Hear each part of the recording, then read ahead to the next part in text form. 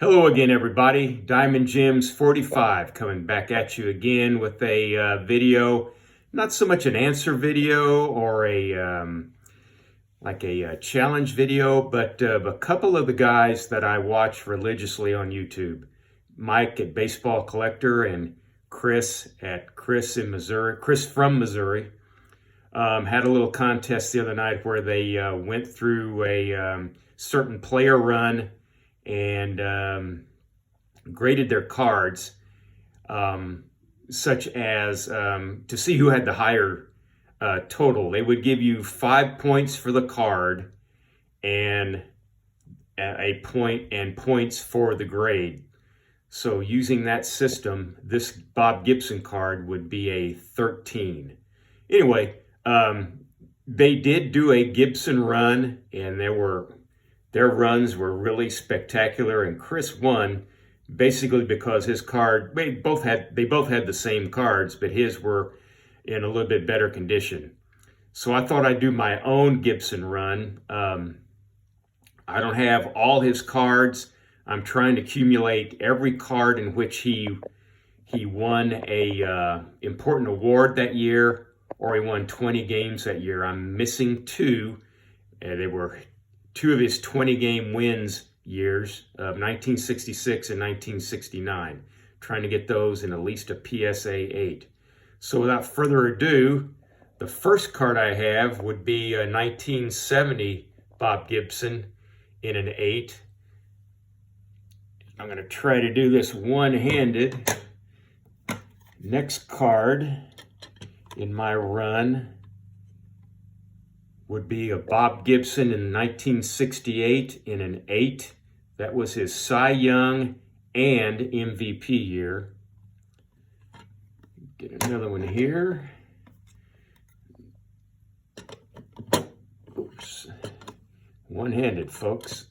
Do the best I can here. There's the 67 Topps in an 8.5. That was the year the Cardinals won the World Series, and he was most valuable player of the World Series. Might be, as far as the Cardinals are concerned, the 1967 team is probably the best in my lifetime. So let's look again. I have the 1965, a year he won at least 20, and it's an 8.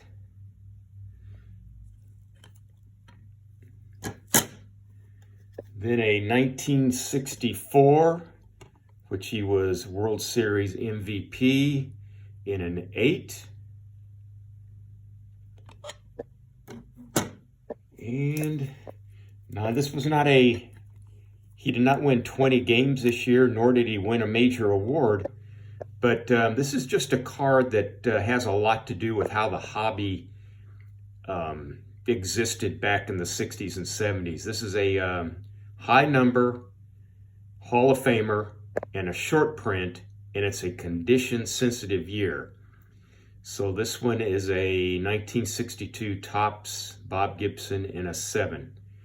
Anyway, I only have 6 of his cards, and if you go by their grading scale, even with just 6 cards, I add up to 77.5 using their grading scale. That's not bad. I'm going to toot my own horn there.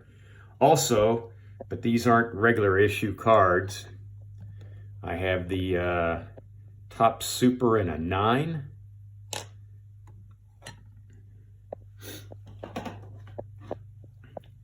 The 1969 Topps Decal in a 9.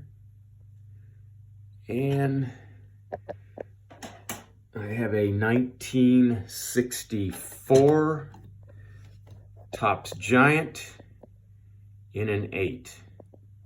So there's my I guess you can call it an answer video for Mike at Baseball Collector and Chris at Chris from Missouri.